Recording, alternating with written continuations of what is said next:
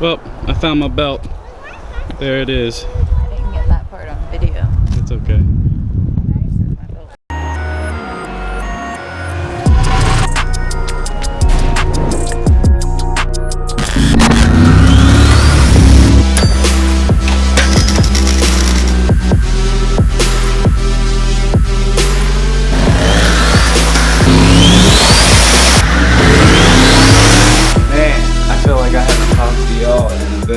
Very long time. So I am gonna go ahead and we're gonna start well, what this video is gonna be is basically end of the year update and what we have planned for next year as well. So for those of you that are just joining us, I'm gonna go ahead and start from the beginning of this year and up until today and what we got planned for next year. I'm gonna try to make it quick. So with that being said,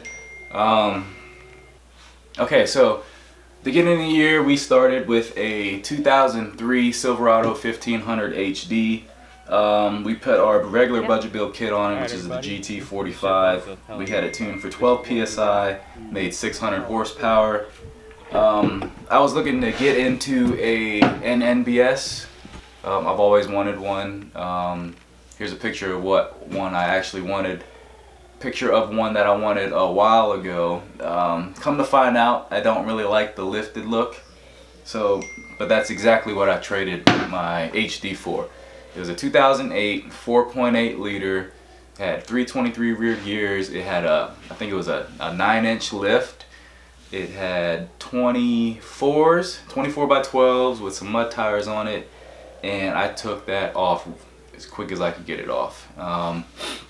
Got it back to stock ride height, and then shortly after I got that, the guy that I sold my 2003 HD to, he ended up putting one of his own little tunes on it, and he couldn't get it to run right. And I was trying to tell him, hey, you know, I was trying to figure out, you know, what happened, because it was running great before he got it.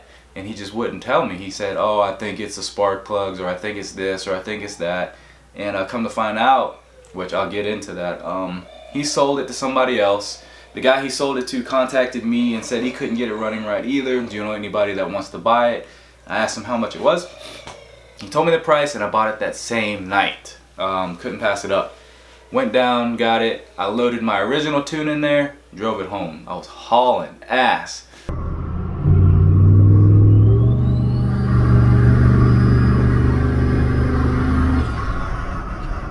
So it was an easy one. Bought it back, played with it for a little bit, and then I sold it again.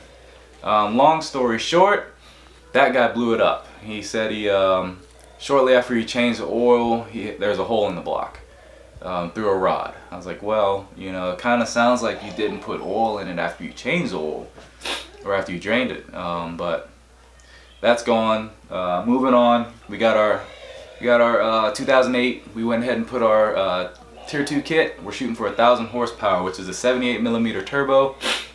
We got that installed. We started tuning it, and shortly after tuning it, we killed the transmission.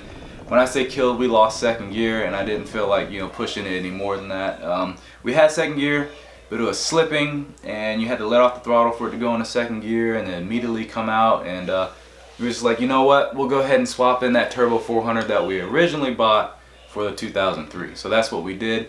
It's a it's a Turbo 400 built by TCI. It's got a 2500 stall converter, and we got that swapped in. We got our new drive shaft built, and now we're rolling. So right now we have it on a 6 PSI tune.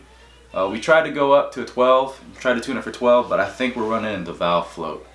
We also upgraded to the 40K TrueCool trans cooler. And ever since I installed that, temperatures between 100 and 140, even when we're, you know, beating on it. So, TrueCool 40K, can't go wrong. So we also installed our meth kit. Comes on at 6 PSI, and it allows us to use 93 octane, more timing. Right now at 6 PSI, we're running upwards of, I think, 16, 17 degrees. which even that, there's still more in it. Check the spark plugs, there's plenty of timing left. Even when we were running, trying to tune for 12 PSI, there's plenty of timing left in that. Where we're at with that is, I think I'm running the valve float, so I don't want to push it anymore.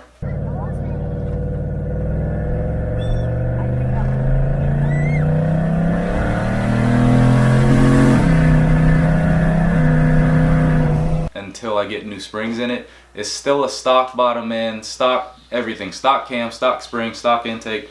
It's completely unopened. All we did was throw our kit at it and started tuning. Really, that's all we did. We're running our 80-pound injectors and they're doing great. So I don't know, I think why 80-pound injectors, the decapped ones, get a lot of bad rep is because people are buying used ones. I buy them brand new decapped. Mine are brand new decapped. They're flow matched. They work great. I have no complaints at all. And they're gonna stay in the truck until they can't supply enough fuel for 1,000 horsepower. So they'll be in there for quite a bit. Moving on, we're gonna work on the 12 PSI tune once we get valve springs in it. And then once we get valve springs in it, I want to turn the RPM up. Right now, we're shifting at about 5,400 RPM, and that is killing our quarter mile. We started bone stock. We started with the 17 and some change second quarter mile, and right now on 6 PSI, I think we're at around 14. And 6 PSI, it's enough to keep up with a GTI.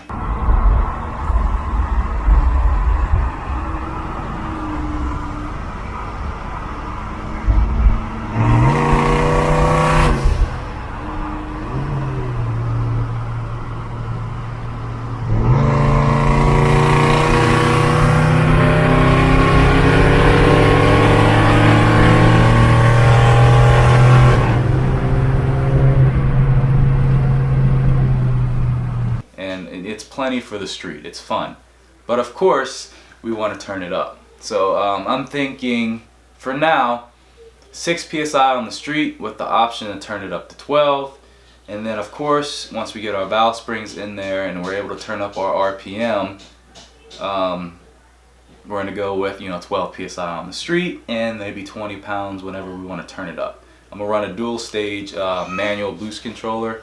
There's going to be a video on that and upcoming, so stay tuned for that. But before we turn it up from 12 PSI, I want to build the 5.3 motor that we have. I always like to have something, just in case. Like with the 4L60, I had a Turbo 400 already ready to go in, and I wasn't worried about killing it. I don't want to kill the motor just yet. I got the 5.3, I just don't have the parts I need for it. So before we give that 4.8 everything that it can take,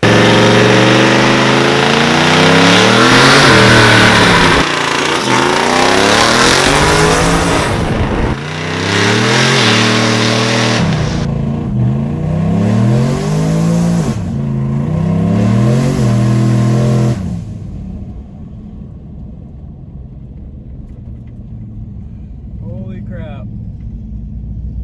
Wow.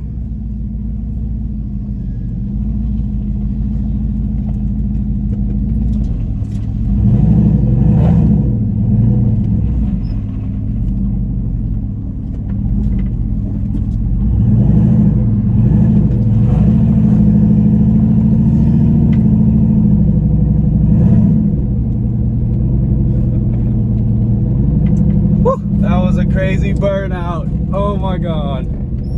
That was so much fun.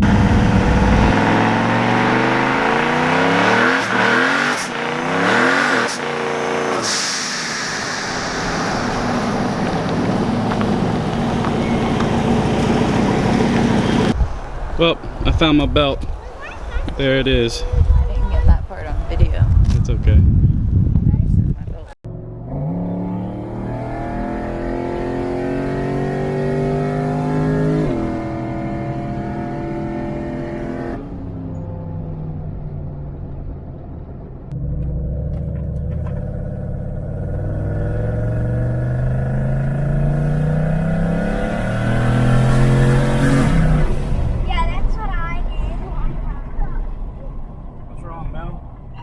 I want that 5.3 to be built.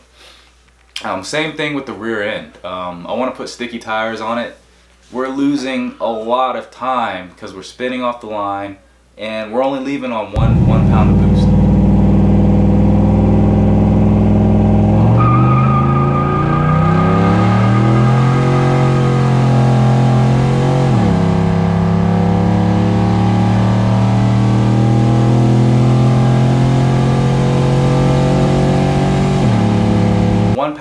And we're spinning. So if I were to leave at 8 pounds of boost and we were to hook, that would drop our quarter mile time down a lot. I'm thinking 6 psi would be good for about a 13-second quarter mile, which isn't bad for what we're dealing with. It's a 5,000-pound truck. The gearing isn't the best, but we're working with what we got. 12 psi, we'd probably be looking, I'd hope, mid 12s, low 12s. And we'll go from there. But like I said, we started at a 17-second and some change quarter mile. We've got it down in the 14s, which is a huge improvement on just 6 pounds of boost and spinning. So that's gonna wrap up this video. Stay tuned for what we got planned. Like I said, we got a lot of big things planned for next year. We're shooting for 1,000 horsepower. We got a motor ready that we're gonna build. We're gonna get a rear end for it. We're gonna put sticky tires on it, and I know I say I'm shooting for 1,000 horsepower, but if I don't get it, it's okay. I just wanted this truck to be a really nice daily driver. I want it to be able to get in, drive it anywhere you want to go.